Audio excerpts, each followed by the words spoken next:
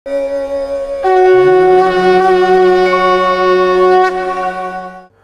क्रीं महाकाल्यै नमः।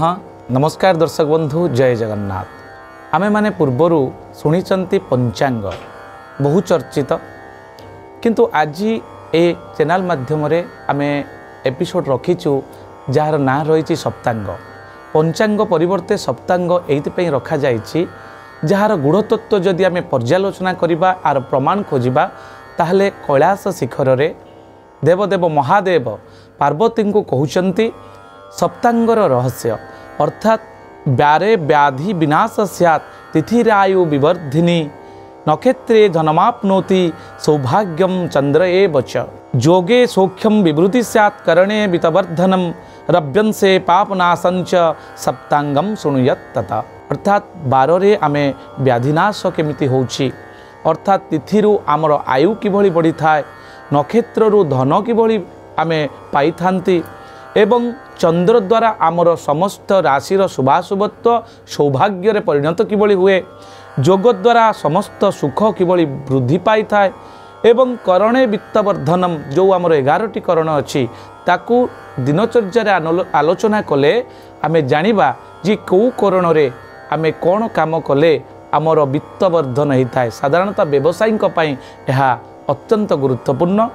रव्यंसे पापनाशं च सप्तांगम शृणुयात् तथा। ये थिला सप्तांगर महिमा।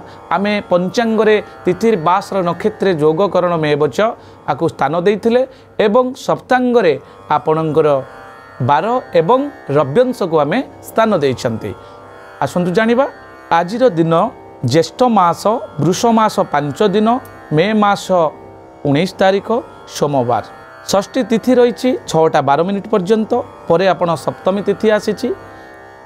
आमे पूर्वर आमे एनालिसिस कले कौन ना बारे व्याधि विनाश तिथि रे आयु विवर्धिनी, जेहेतु तिथि आम आयु सहित जड़ित अच्छी तेणु आज आमे पिताद्रव्य निषेध करिबा, कारण पिताद्रव्य आपणकर शनि सहित रिलेटेड होउची एवं परवर्ती समय जदि आमे देखिबा 6:12 परे आमे ताଳ खाइबा निषेध।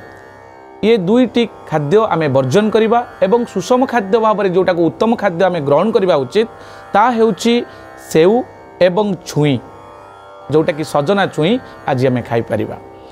एवं परे आमे नक्षत्र को जेतेबेले आमे डिस्कशन करिबा, आज नक्षत्र रही श्रवणा नक्षत्र जोटा कि शरण पंचक दोष श्रवणारे आमे तैयारी करि थांती। शरण पंचक दोष रे तृण काष्ठ छेदन निषेध करा जाय थाए, कारण ए दिन में जदि आपण कौनसी तृण काष्ठ आपण छेदन करिकी किछि घर कार्य करूचंदी अग्नि भयर संयोग थाए, तेणु आमे ए दिन में तृण काष्ठ छेदन को वर्जन करवा उचित। यापर चंद्र आपणकर मकर चंद्र अहोरात्र रही जोग रही अत्यंत शुभ जोग दुईटी, जहाँकि शुक्ल जोग एवं ब्रह्मा जोग। रात्र 4:35 परे आपणकर ब्रह्मा जोग आरंभ होचंती। करण वाणिज्यकरण अत्यंत शुभकरण एवं परे अर्थात 6:12 परे बिष्टिकरण जहाँकि अत्यंत अशुभकरण अच्छी। आमे जदि देखिबा रव्यंश को, रविंकर जो 30 अंश प्रत्येक मासरे भोग हुंती, प्रत्येक दिन रवि 1 अंश लेके 0 अंश ठारू 1 अंश गति करी आसी थांती, ताले सही अंशात्मक मान आज रविंकर रही 3 अंश 42 कला 20 विकला। एवं जोगिनी जदि आमे देखिबा, जोगिनी आपणकर रही पश्चिम दिगरे, पश्चिम दिग को यात्रा निषेध रही एवं 6:12 परे वायव्य कोण जोटा को आपणकर 315 डिग्री बोली कहा जाए, उत्तर पश्चिम दिग को आपण घर ठारू सेंटर पॉइंट कंपास रे जदि देखिदेबे ताले 315 डिग्री जो वायव्य कोण होची से दिगरे यात्रा करंतु नाही, अर्थात गुरुत्वपूर्ण यात्रा करला बेले सतर्कता अवलंबन करंतु। एवं शुभ कर्म जदि आमे देखिबा आजिर दिन रे आपण अन्नपासन, चूड़ाकरण, कर्णभेद, देवता गठन एवं प्रतिष्ठा आदि गृह प्रवेश कार्यक्रम आपण आज दिन में करें। दर्शक बंधु यापर आपणकर व्यवसायी मानक पई आमे देखिबा, पूर्वरु मु कहिली जे करण अनुसार आमर व्यवसाय संगठित करा जाय थाए सेही दिनटी पई, तेणु सेति पई आमर जो द्रव्य क्रय विक्रय वाणिज्य आज दिन में आपण करें नाट्य आउ चलचित्र आरंभ जदि आपण करिया पई चाहुचंती आजिर दिन आपण पई अत्यंत अपॉर्चुनिटीर दिग कारण आजिर दिन रे जदि आपण कोनोसी नाट्य आरंभ बा चलचित्र आरंभ करूचंती निश्चित भाव में आपणकर व्यावसायिक अभिवृद्धि घटिबो। शुभ समय जहाँकि आमे चंद्रंकर काल एवं शुक्रंकर काल को नहीं थांती चंद्र शुक्रश्च बारिणी अर्थात चंद्र शुक्रंकर काल को लक्ष्य करी शुभ समय निर्घंट करा जाय थाए जहाँकि प्रातः 6:54 ठारू 8:40 पर्यंत रोची एवं 8:40 रु 11:17 पर्यंत आपणकर रोची शुभ मुहूर्त यापर रात्र 8:28 ठारू आपणकर 11:12 पर्यंत शुभ समय रोचे यही समय गुरुत्वपूर्ण कार्य आपण शुभारंभ करें। राहु काल प्रातः 6:48 रु 8:26 पर्यंत काल बेला 6:48 रु 8:26 पर्यंत बार बेला आपणकर रोचे 3:01 रु 4:40 अपराह्न पर्यंत एवं चंद्रशुद्धि जदि देखा आज दिन में मेष कर्कट तुला बिछा मकर कुंभ एवं मीन राशि चंद्रशुद्धि रोचे घात चंद्र सिंह राशि पुरुष मानकर एवं घात बार जदि देखा मिथुन राशि आज घात बार रही सतर्क रे।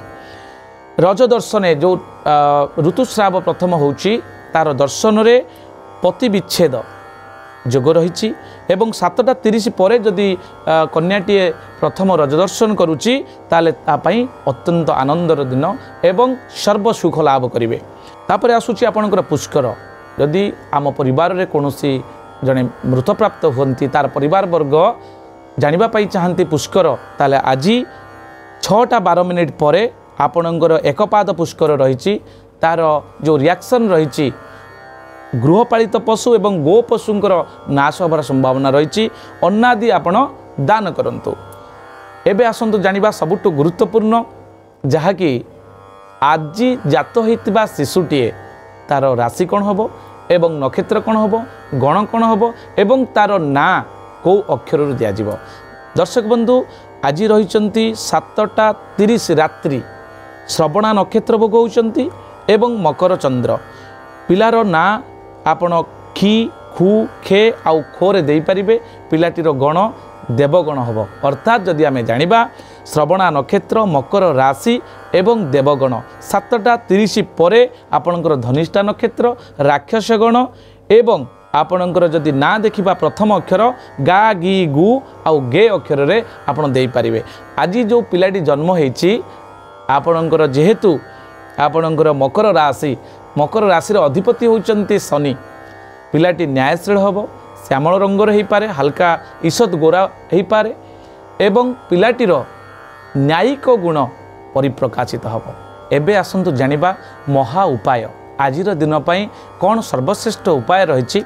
आजिर दिन में आपण लक्ष्मी माँ को पूजा करंतु शिव भगवान को ऊपर चंपा फूल चढ़ातु एवं चंद्रमा जेहेतु आजिर बार होची सोमवार सोम अर्थ चंद्रमा चंद्रमांकर बीज मंत्र ओं श्रांग श्रीं श्रों स चंद्रमसे नमः ए मंत्र को 100 थर जप करंतु।